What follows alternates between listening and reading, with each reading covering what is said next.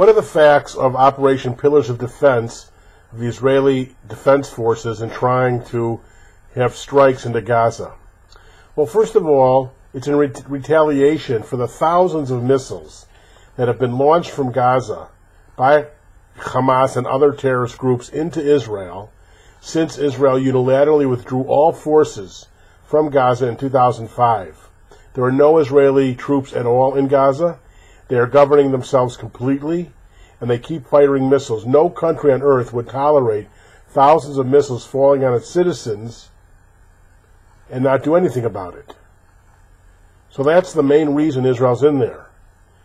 Now, the fellow who was assassinated, Jabari, who was a Hamas leader, killed by an Israeli strike, well, first of all, America has bragged about killing terrorists. Obama's bragged about it. Second of all, this guy has plenty of Israeli and Jewish blood on his hands, including the murder of 2 Israeli soldiers when they kidnapped Gilad Shalit. Second point is there is no Israeli soldiers at all or civilians in Gaza, and it has boundary with Egypt not subject to Israeli control, and that's part of the problem, that through Egypt all these different weapons are flowing into Gaza. Third, the last time Israel had an operation in Gaza, it had the lowest civilian casualty rate of any known conflict of its kind.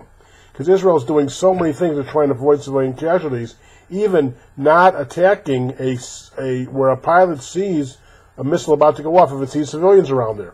And Hamas purposely puts its missiles right near civilians, using them as shields, trying to dare Israel for human casualties.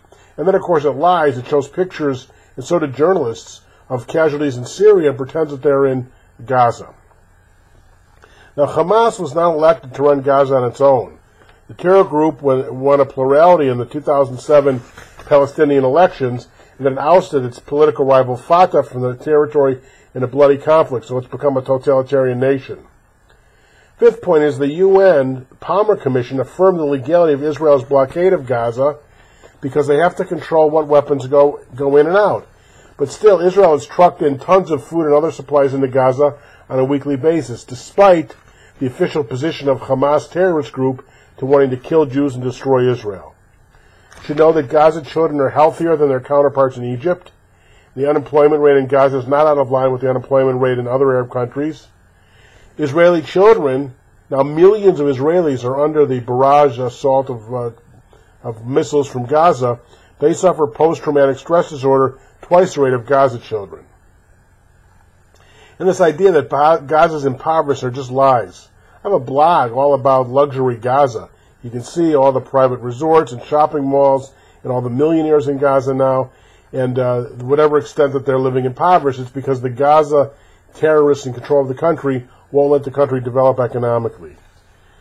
And the whole concept of Palestinian refugees is a ridiculous joke. They're treated differently than any other refugee situation in the world. They maintain their status even if they settle in another country. 850,000 Jews were kicked out of Arab countries between 1948 and 1952. Way double the number of the original Arab refugees, and they're not even talked about. And finally, the war that caused this whole situation was meant to be an ethnic cleansing war of the Jews and resulting in their annihilation. That was the goal of the 48 war that Israel won and created an independent state. So the difference is that Israel is just trying to protect its own citizens. It's doing everything it can in a very dangerous world, surrounded by terrorists, to protect itself. And Hamas, meanwhile, is shooting missiles from civilian centers, which is a war crime, into civilian areas, which is a war crime. Purposely trying to kill civilians, which is a war crime. That's the truth of what's happening in Gaza.